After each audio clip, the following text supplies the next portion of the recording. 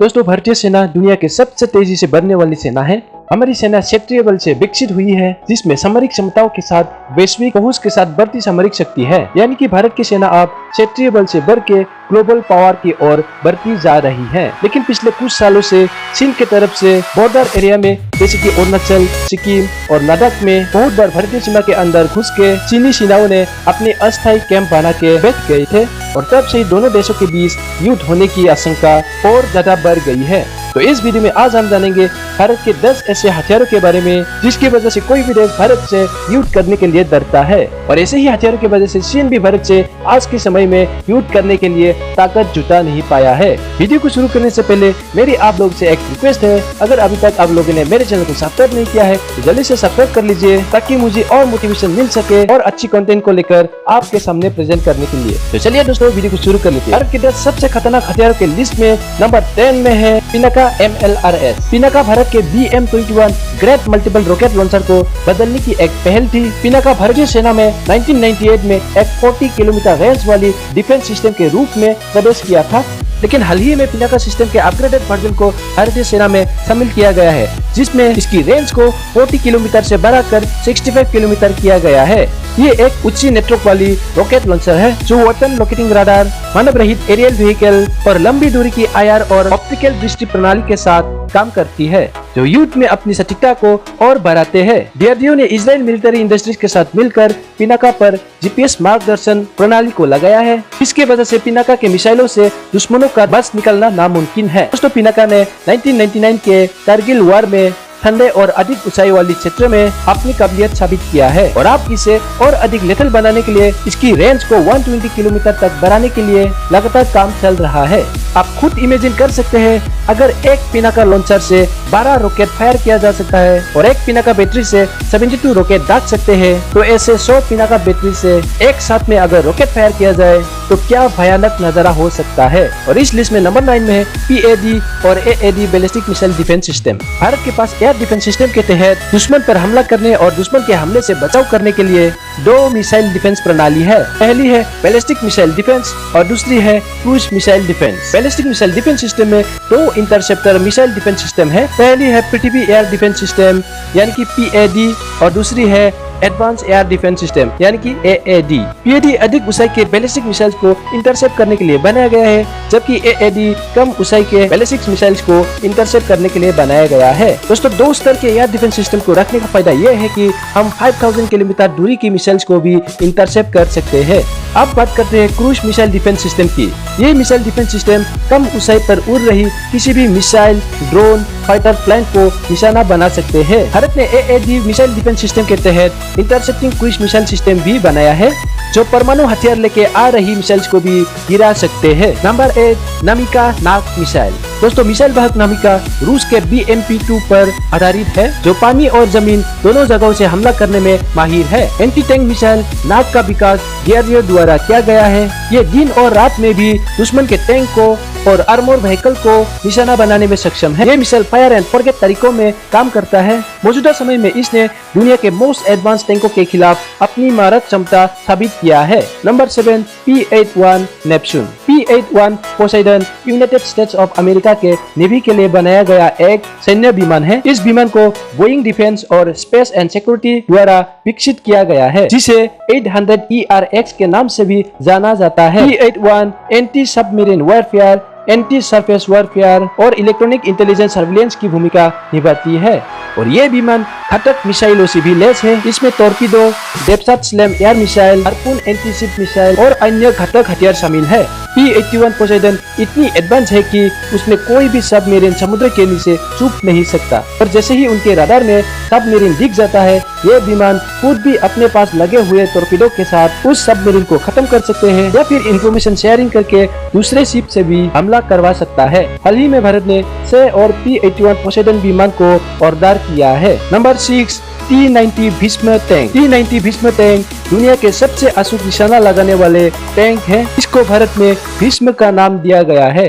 भारत ने चीन से सटे सीमा पर T-95 टैंक्स के जवाब में T-90 टैंक्स को तैनात किया है। T-90 टैंक्स रूस में बनाया गया है और इसे भारत के मेन बैटल टैंक्स मानी जाती है।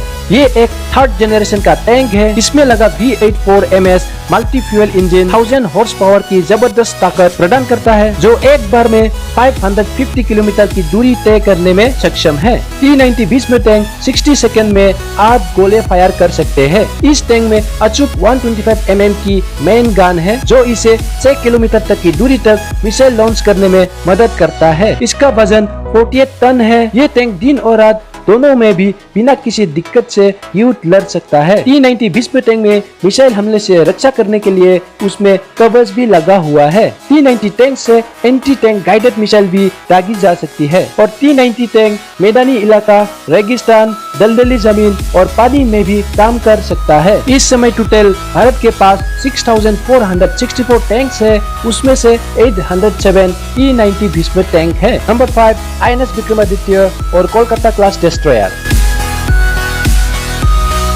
दोस्तों, जब देश की सीमाओं पर निगरानी रखना मुमकिन हो तो मनोबल खुद ब खुद बढ़ जाता है। INS विक्रमादित्य का क्षमता हमारे देश के नौसेना को काफी हौसला देता है। करीब 500 किलोमीटर की कोई भी गतिविधि इस युद्धपोत के नजरों से नहीं बच सकता। हवाई सुरक्षा और अचूक मिसाइल से लैस INS विक्रमादित्य रूस में बनाए गए हैं और इस युद्धपोत की सौदा करीब 15,000 करोड़ रुपए में तय हुआ था।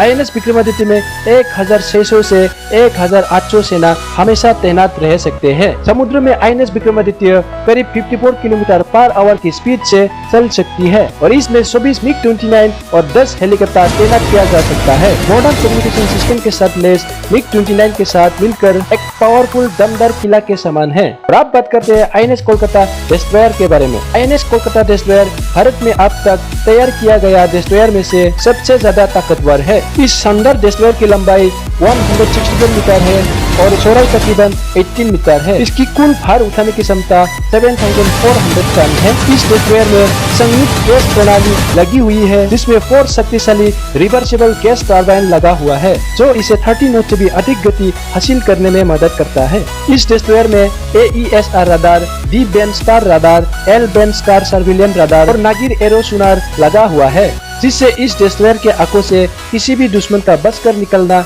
नामुमकिन है। इस डेस्ट्रॉयर में 16 ब्रह्मोस एंटीशिप मिसाइल और लैंड अटैक मिसाइल तैनात किया जा सकता है और साथ ही इसमें टॉर्पीडोज और एंटीशिप मिसाइल्स भी लगे हुए रहते हैं। नंबर 4 फाल्कन एवॉक्स। दोस्तों, एवॉक्स लॉन्ग रेंज सर्विलेंस सिस्टम है, जिसका इस्तेमाल एयर डिफेंस के लिए किया जाता है।